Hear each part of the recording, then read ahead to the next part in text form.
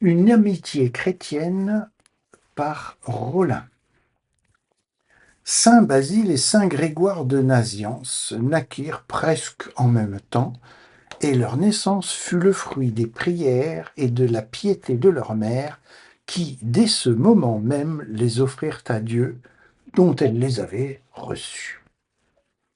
Ils avaient l'un et l'autre tout ce qui rend les enfants aimables: agrément dans l'esprit, douceur et politesse dans les manières. Le naturel heureux que Dieu leur avait accordé fut cultivé avec tout le soin possible. Après les études domestiques, on les envoya séparément dans les villes de la Grèce, qui avaient le plus de réputation pour les sciences, et ils y prirent des leçons des plus excellents maîtres. Enfin, ils se rejoignirent à Athènes, où ils se lièrent d'une sainte amitié.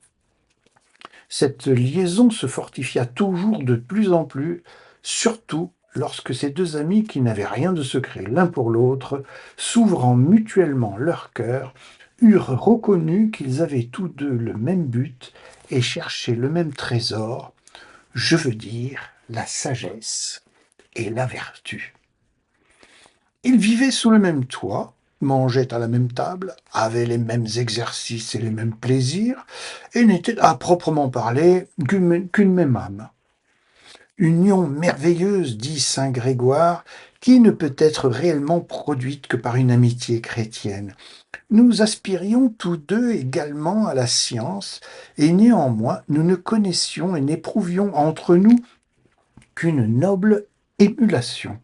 Chacun de nous, plus sensible à la gloire de son ami qu'à la sienne propre, cherchait non à l'emporter sur lui, mais à lui céder et à l'imiter. Notre principale étude et notre unique but était la vertu. Nous songions à rendre notre amitié éternelle en nous préparant nous-mêmes à la bienheureuse immortalité et en nous détachant de plus en plus de l'amour des choses de la terre. Nous prenions pour guide la parole de Dieu. Nous n'avions aucun commerce d'amitié avec ceux de nos compagnons qui étaient pétulants, violents ou déréglés dans leurs mœurs. Et nous ne fréquentions que ceux qui, par leur modestie, leur retenue et leur sagesse, pouvaient nous aider et nous soutenir dans le bon dessein que nous avions, sachant qu'il en est des mauvais exemples comme des maladies contagieuses qui se communiquent aisément.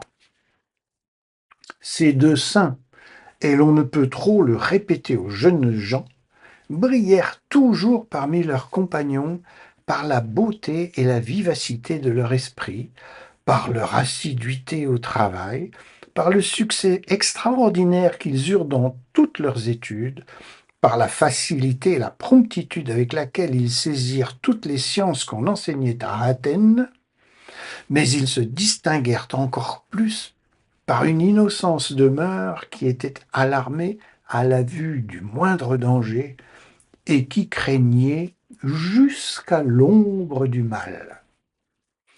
Et si cette vidéo vous a plu, n'hésitez pas à mettre un petit pouce et un commentaire ici en dessous, à vous abonner à cette chaîne et à la partager autour de vous.